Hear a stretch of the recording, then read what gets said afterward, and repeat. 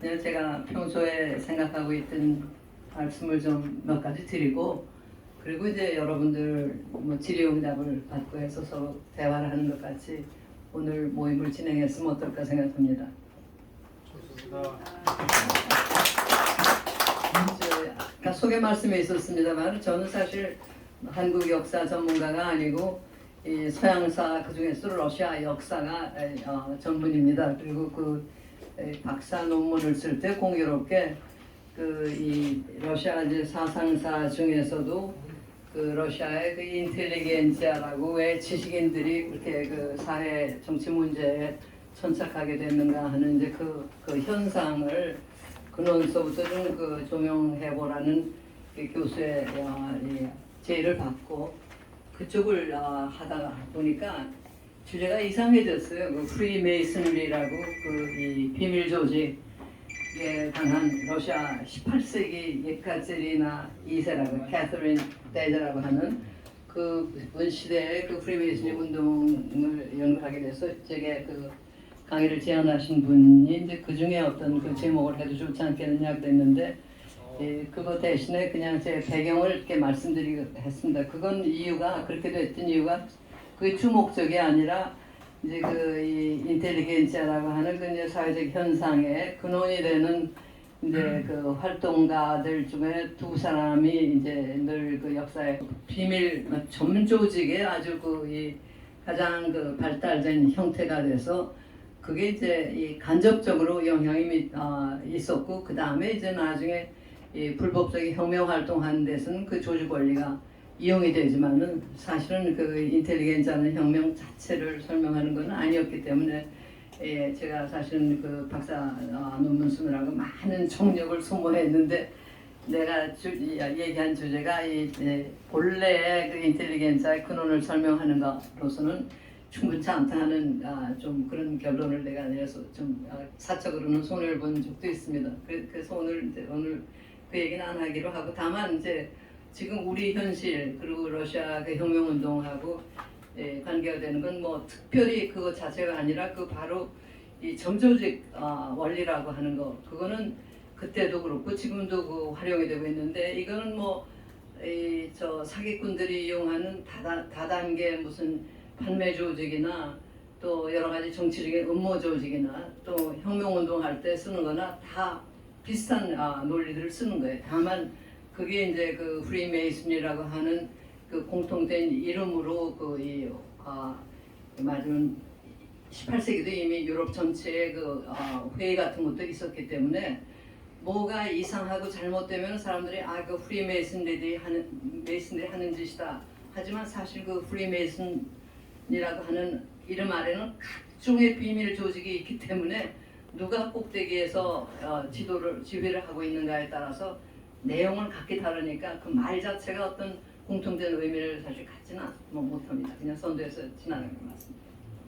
그런데 우리 역사를 돌아오겠습니다. 저는 사실 그 36년 일제시대 때 태어나서 국민학교 3학년 때 해방이 됐고 중학교 2학년 되자 그 유교가 터졌고 그게 말하면 어린 시절에 대한민국 초기 역사를 이제 경험한 세대고 저 어릴 적에는 아마 여기 몇 분 혹시 기억하실지 모르지만 이승만 대통령 하면 이박사 그랬어요. 그래서 박사가 워낙 없을 때고 그게 워낙 돋보이는 일이가 이박사. 그리고 그냥 우리 대통령으로 위대한 분이라고 알고 있다가 저는 이제 서울대학교 물리사학과를 중퇴하고 미국 가서 공부를 하고 있는데 4.19가 터졌고 그 다음에 이제 뭐 여러 가지 일들이 많았습니다만은 제 개인적으로는 이제 미국서 여기서 3학기를 하고 갔지만 학제가 워낙 달라서 다시 처음부터 이제 대학을 다녔는데 거기서 2학년 때 소련이 처음으로 그 인공위성을 쏘아 올렸기 때문에 미국 사람들이 깜짝 놀라서 그 러시아 연구를 강화하기 시작했고 제가 다니던 그 여자 대학에도 처음으로 러시아 사상사가 개설이 돼서 그걸 들었습니다. 그랬더니 그들이 고민하는 얘기가 그 남의 얘기 같지가 않고 꼭 우리나라 지식인들이 어떻게 말하면 서양의 우수한 여러 가지를 받아들이면서 우리 뭐 영혼을 잃지 않을까 하는 그런 고민하면서 여러 가지 깊이 볼 수 있는 그런 그 측면도 있지 않았을까 생각을 합니다. 한마디로 얘기하면 지금 우리가 다 고민하고 있는 지금 그 대한민국의 위기랄까 하는 거는 그 의식의 위기입니다. 우리가 참 어려운 역사를 거쳐왔지만은 겉으로 볼 적엔 우리는 처음으로 자랑스러운 그런 역사를 이룩했다고 볼 수 있는데 어떻게 문재인이나 이재명 같은 인간이 도대체 이 나라의 대통령을 하고 대통령이 되겠다고 하는 그 시간이 일어나. 그건 우리가 확실히 의식에서 뭐가 잘못됐고 선동 정책에서 북한의 완패를 한 거였습니다. 사실 제 느낌으로는 이번 윤 대통령이 당선했다는 것의 의미는 우리 어렸을 때 겪었던 6.25 전쟁에서 낙동 지방 선거에서 우리가 선전을 해서 조금은 안심을 했지만은 아직도 그 나라의 기저가 흔들리고 있는 것은 바로 그 의식이 잘못되어 있기 때문에.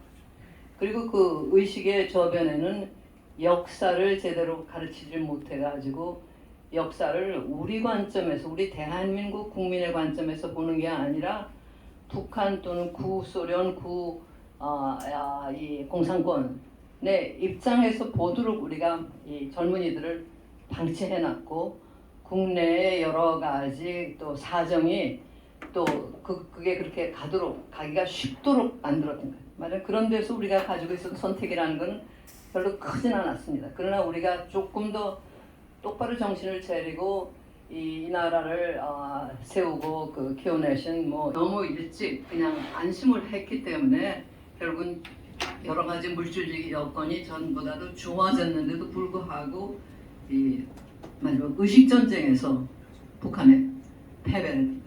그리고 거기에 가장 큰 죄를 진 사람은 저를 포함한 소위 지식인이라고 하는 그런 집단, 특히 이 역사학 분야에 종사하는 사람들, 그리고 각종의 공연 예술이라든가 그런 쪽 문화 산업이라는 데 종사하는 방송계, 이런 쪽 사람들이 제대로 된 의식을 가지지 못했기 때문에 그게 이제 확대 재생산이 돼서 저 사람들이 제 멋대로 필요한 조직을 만들어서 무슨 저거를 느끼시기 때문에 이런 모임을 하시고 오늘도 이렇게 모이신 거 아닌가 이렇게 생각합니다. 그러면 이제 우리가 대충 그게 사정이 그렇다는 아는데 어떻게 이것을 우리가 바로 잡을 것인가?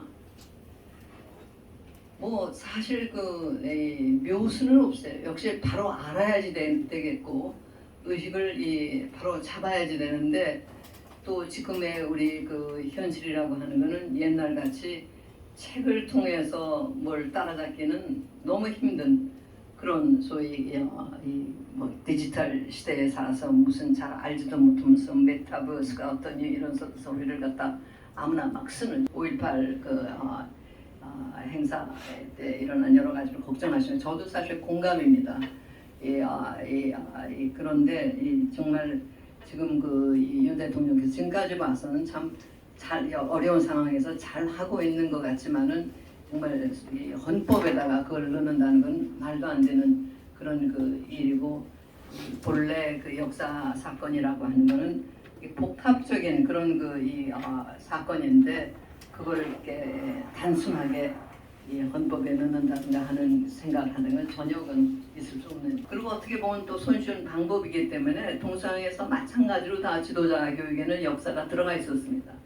결국 지금 현대에 사는 사람뿐 아니라 옛날 살던 사람 또는 우리하고 상관없는 다른 먼 나라에 살던 사람들이 어떻게 살았고 어떤 일이 일어나는가 이렇게 보다 보면은 삶이라는 게 무엇이고 어떤 인간이 참 훌륭한 인간이고 어떤 때 집단 생활에서 이 참상이 일어나고 하는가를 깨닫게 되기 때문에 그래서 사실 역사적인 교육을 한 것이고 역사학이라는 건 그대로 기술하는 것이다. 이제 그걸 강조를 했어요. 말하자면 소설하고 역사하고 다른 건 역사는 실제 일어난 일을 기록하는 것이다. 소설은 인간의 이야기면 틀림없고 어느 면에서는 더 깊이 있는 얘기들이 나오지만은 이름이라든가 장수라든가 그런 거는 이제 허구다 그런 적이 있죠. 그런데 여기 참 묘한 부분이 있습니다. 이 역사라고 하는 게 사실 크게 생각하면은 지금까지 일어났던 모든 일이 역사의 내용인 것이죠.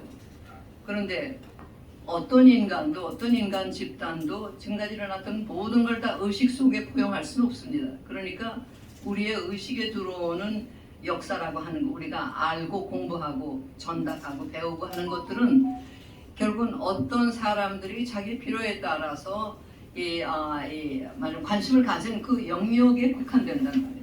그냥 막연하게 호거적인 취미에서 할 때 우리는 예를 들면 플루타크의 영웅전을 갖다가 어렸을 때도 읽는다든가 그런 걸 할 수 있지만 그래도 이게 전부는 아니거든요. 뭔가 어떤 목적 의식이 있어서 그걸 읽는 거고, 그러다 보면은 어떤 또 꾀가 생기는가 하면은 역사 의식을 어떻게 하느냐, 역사를 어떻게 이해하느냐에 따라서 그 사람들의 행동 거지가 달라질 수 있다는 걸 알게 됩니다. 아주 우리가 일제에게 얼마나 당했는가를 기억하자.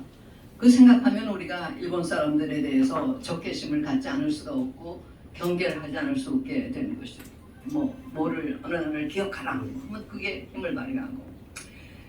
그리고 또 어떤 사람의 내력이 참 그 훌륭한 가게에서 온 사람이다 하면 자연히 그 사람에 대해서 좋게 생각하고 존경하는 마음을 갖게 되고 이런 게 다 인간 심리에 있단 말이에요. 그래서 이 역사의 말은 진정한